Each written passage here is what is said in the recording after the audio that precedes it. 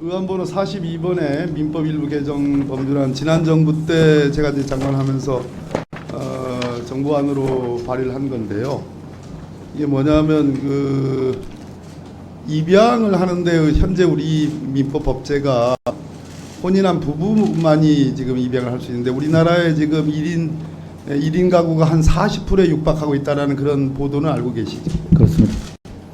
그런 측면에서 입양을 할 만한 의지와 능력이 있는 독신자라도 독립가구라도 1인 가구라도 입양이 가능하도록 하는 그런 개정안입니다. 여기에 대한 의견은 어떠세요? 저희는 적극적으로 추진해야 하는 법률안이라고 생각합니다. 예, 감사하고요. 감사합니다.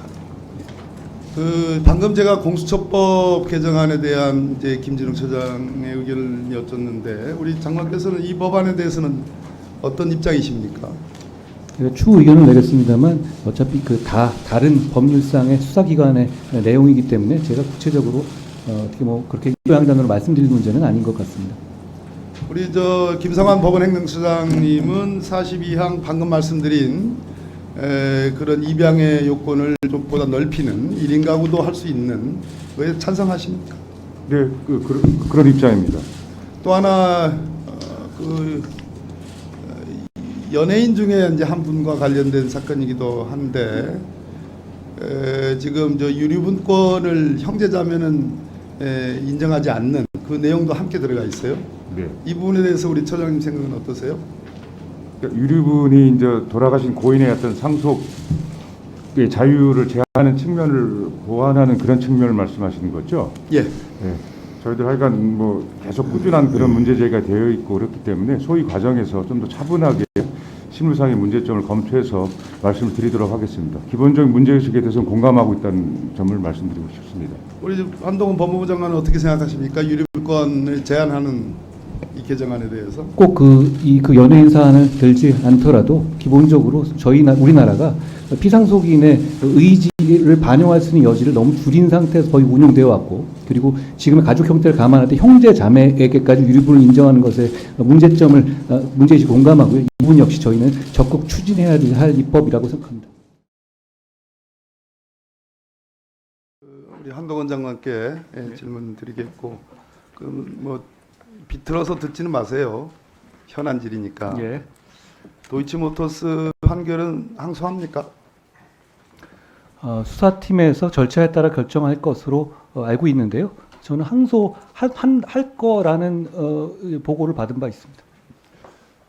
곽성도 판결은 즉각 항소했고 또 우리 장관께서 수사 의지를 굉장히 피력을 했는데 도이치모터스 건도 항소를 해야겠죠. 항소하겠다는 얘기네요. 예, 수사팀의 의견을 전 존중합니다. 예, 잘했습니다.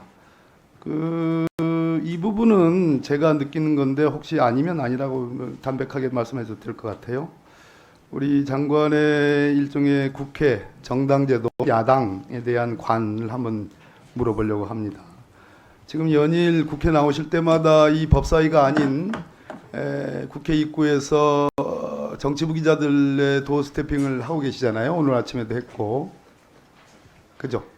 질문이 있으니까 제가 답을 하는 겁니다. 아니 그렇다 하더라도 법무부 장관은 지금 뭐 정당인이 아니시잖아요. 정당 소속돼 있지 않고 여기 기자들은 잠깐만 좀 들어보세요. 여기 기자들은 정치부 기자들이에요.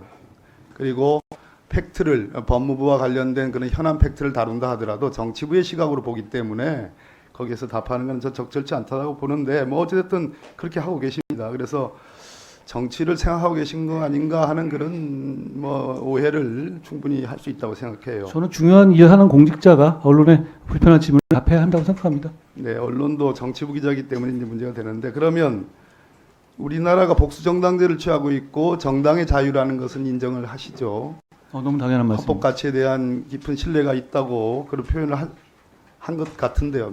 윤석열 대통령인가 우리 장관이신가 잘 제가 한 건 아닙니다. 너무 당연한 말씀 같습니다. 당연한 얘기죠. 야당에 대해서는 어떻게 생각합니까? 역시 국정의 동반자라고 생각합니다. 아 그렇습니까? 다행입니다. 대통령께서 국민의힘 지금 대표 경선에 개입 관여하고 있다고 저는 본 의원은 생각하는데 장관은 혹시 답하실 수 있겠어요? 제가 그 문제에 대해서 제 의견을 밝힐 건 적절하지 않아 보입니다. 법무부 그렇군요. 장관으로서. 무죄 추정의 원칙이라는 헌법상의 대원칙은 존중하시죠? 저도 법률가하고 당연합니다. 네. 이재명 대표에 대해서 장관께서는 의혹이나 혐의 이렇게 표현을 하지 않았고 이재명 대표에 대해서는 범죄, 이재명 범죄 수사, 대표라고 있는 죄를 덮어달라 하면 안 된다. 죄, 범죄 이렇게 단정을 썼습니다.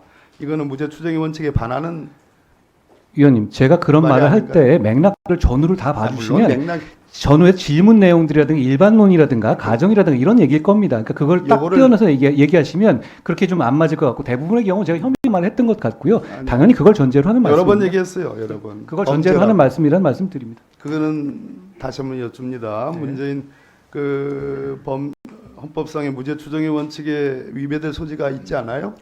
대화하는 그런 맥락을 오해를 받을 수도 있다고 대화하는 생각하지 맥락을 않으세요? 잘 들어봐 주시고요. 그리고 네. 말씀하시는 것처럼 저 의원님도 법무장관을 하셨지만 법무장관의 임무가 검찰 수사에 대한 부당한 압력을 외압을 막는 것도 포함된다고 생각합니다. 그런 차원에서 저는 먼저 아까- 민주당이 말씀한 거에 대한 아까 답변만 했을 김승원 뿐입니다. 의원님 질의 중에 대장동 부산저축은행 건은 11년 수사를 가지고 15년 대장동에 연결하는 건 무리다 이런 답변을 하셨더라고요. 제가 보니까 그런데 유동규 등의 대장동 관련된 공직자 이해충돌 방지법 그 공소장을 보니까 공소장 6페이지에 2014년 12월경 이후 피고인 남욱이 대장동 개발 사업의 초기 자금 조달 과정에서 있었던 부산저축은행의 부실대출 관련 비리로 본격적인 수사를 받게 됨을 기화로 대장동 개발 사업의 주도권을 확보한다.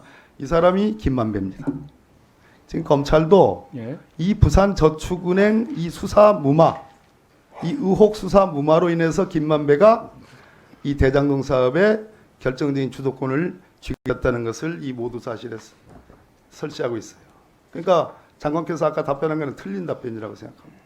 그것이 그것을 연원을 따라가는 전사실로 말하는 것이지 그것이 직접적으로 연결되는 내용은 아니라는 것은 위원님도 보시면 아실 것 같습니다. 그렇지 않습니다. 결국은 수사할 생각이 없고 수사 의지가 없다고 보여지는데 그렇죠? 그런 답변이시죠? 그렇지 않습니다. 2011년 수사를 하라는 말씀이신가요? 대장동 저축은행 부실 대출에 관련된 그것은 계속 ING예요. 계속적으로. 그 부분에 대해서는 들여다볼 생각이 없습니까? 위원님, 일단 법무부 장관으로서 제가 구체적 사안에 관여는 안 합니다만 대장동과 관련해서 중요한 부분의 수사는 검찰이 다 할 거라고 생각합니다. 종 전 총장께서 국정감사에서는 수사할 용의가 있다고 그렇게 답을 했어요.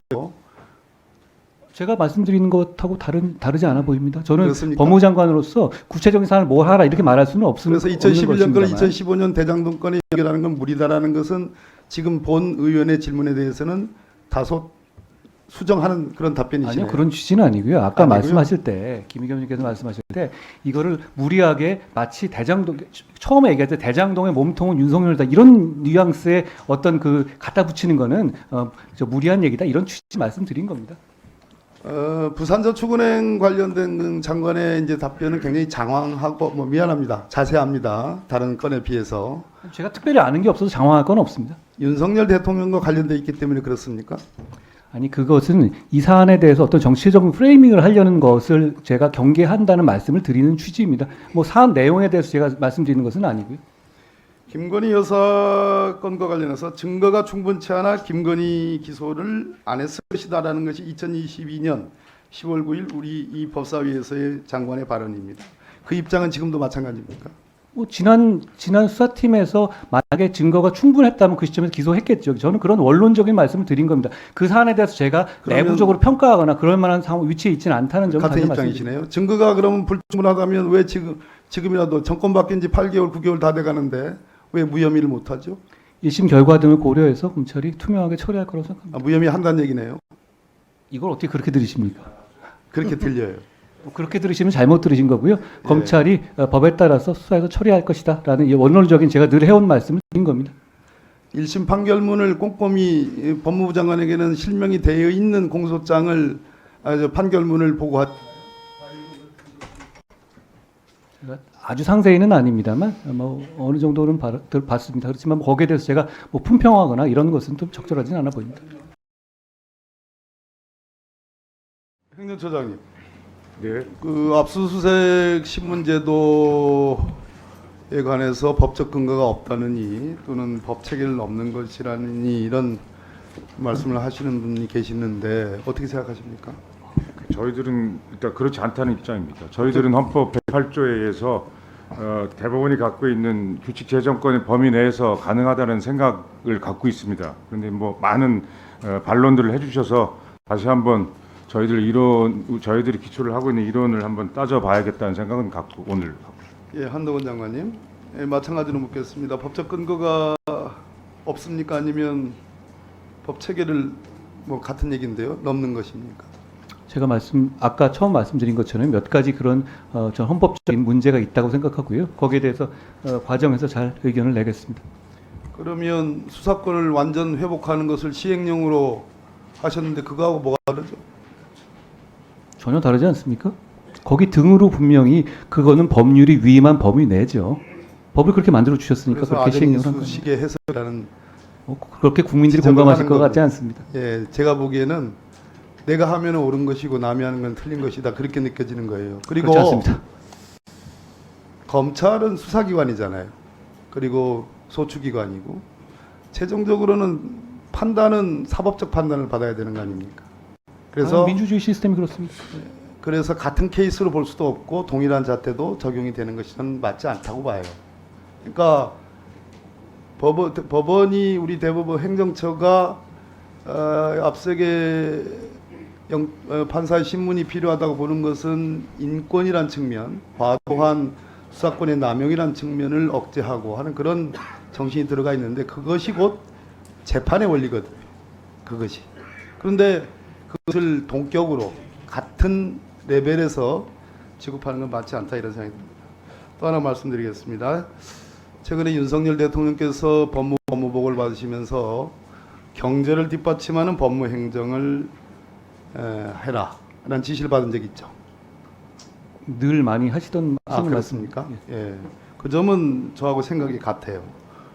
과학기술과 관련해서 선진적인 그 과학기술을 잘 도입을 해야 되고 우리나라 과학기술도 사실 발전돼 있는데 뭐 남의 것만 이렇게 좋아 보이는 그건 좀 마음에 안 들지만 어쨌든 옳은 말씀이고 외국인 투자를 활성화해야 되는 다 옳은 말씀인데 법무부가 어떻게 해야지 경제 뒷받침을 하는 법무행정이 될 수 있겠습니까? 일단 그 우수인재가 한국에 정주하기 좋은 구조를 만드는 것도 중요하고요. 그리고 그런 그 이 기술이라든가 이런 걸 거래하는 데 있어서 장벽을 많이 없애는 것 등등 할 수 있는 일이 많이 있다고 생각합니다.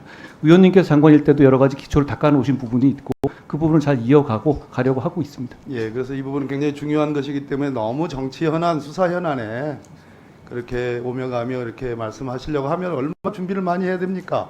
이 말 조심해야 되고 저 말 조심해야 가려서 해야 되고 또 인터뷰는 해야 되겠고 하니까 거기에 너무 에너지 그렇게 많이 쏟지 마시고 대통령 지시니까 좋아하시는 분이잖아요, 그죠?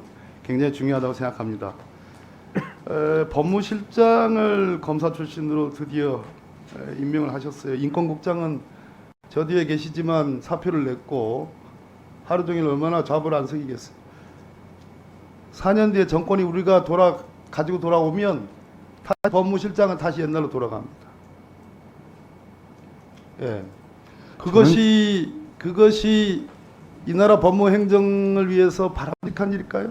저는 그렇게 출신을 정권이 따질 문제는 아니고요. 자, 유능한 인재를 쓰면 된다고 조금만 생각합니다. 들어보세요. 윤호환 인재가 검사 출신만 있습니까? 그래서 그 말씀을 드리려고 하는 건데 그런 제안을 갖고 있지는 않습니다. 제안을 갖고 있지 않다.